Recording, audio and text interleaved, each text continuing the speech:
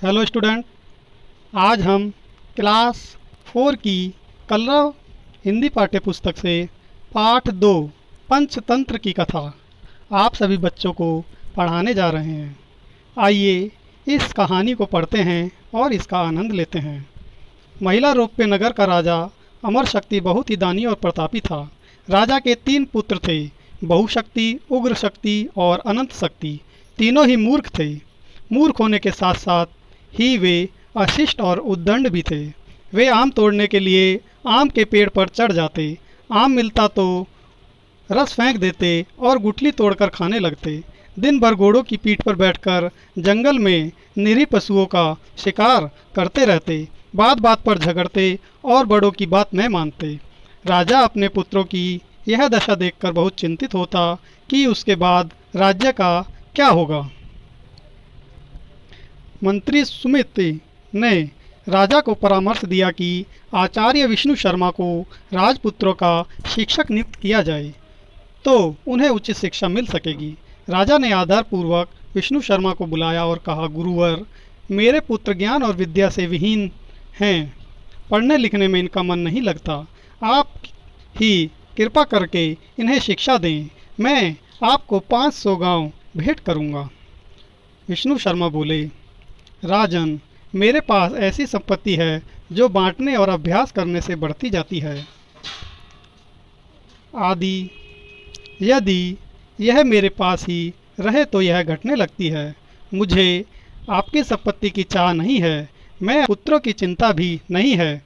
मुझे तो चिंता यह है कि आज राजपुत्र ऐसे हैं तो कल का राजा कैसा होगा। मैं आपके पुत्रों को अवश्य शिक्षा दूंगा। मैं उनको इस प्रकार शिक्षा दूंगा कि उनका मन स्वयं ही उसमें लग जाएगा। 6 महीने में ही आपके पुत्र ज्ञान और राजनीति सीख जाएंगे।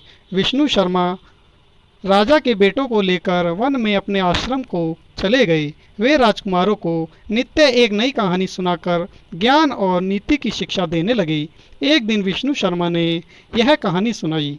एक नगर में 4 मित्र रहते थे। उनमें से 3 ने बहुत सी विद्याएं पढ़ी थी। इन विद्याओं पर उन्हें बहुत अभिमान था, परंतु उनमें सामान्य बुद्धि की कमी थी।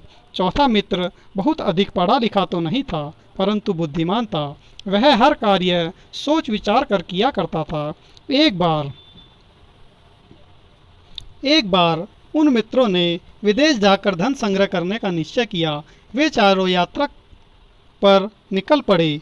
जब वे जंगल से होकर जा रहे थे तो उन्हें रास्ते में एक शेर का मृत शरीर दिखाई दिया। उसके अंग प्रत्यंग बिखरे हुए थे। उसे देखकर विद्या के अभिमानी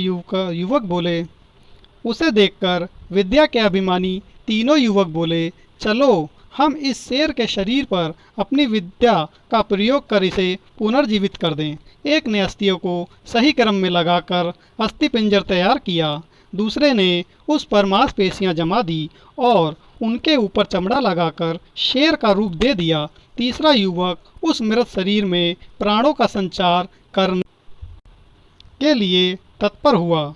तभी चौथे मित्र ने कहा, ठहरो, ऐसा मत करो। तुम लोग अपनी विद्या के प्रभाव से शेर को जीवित कर रहे हो। कुछ विचार तो करो कि इसका परिणाम क्या होगा। वह शेर जीवित होते ही हम सबको मारकर खा जाएगा। विद्या के अभिमानी उन युवकों को अपनी विद्या का प्रदर्शन करना था। उन्होंने अपने उस मित्र की बात नहीं मानी।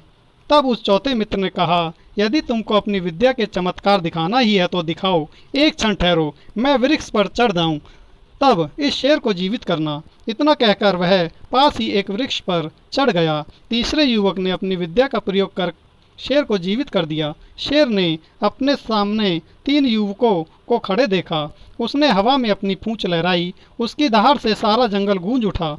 शेर ने झपट कर तीनों को मार डाला। पेट भरकर वह चला गया। शेर के जाने के बाद चौथा युवक पेड़ से उतरा। उसने सोचा, शास्त्रों और विद्याओं में कुशल होना ही पर्याप्त नहीं है, लोक व्यवहार को समझने तथा अच्छे बुरे का विचार होना भी जरूरी है। विद्या की शक्ति तो बहुत है, परंतु उस शक्ति का बुद्धिमत्ता पूर्वक प्रयोग करना आवश्यक है, अन्यथा वह शक्ति अपना ही विनाश कर सकती है।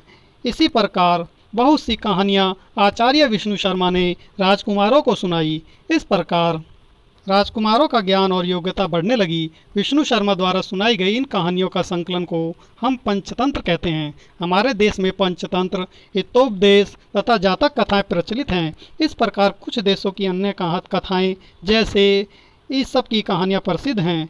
इसमें मनुष्य तथा पशु पक्षियों के आचरण द्वारा अनेक प्रकार की शिक्षाएं दी जाती हैं। तो बच्चों, कैसी लगी हमें यह कहानी?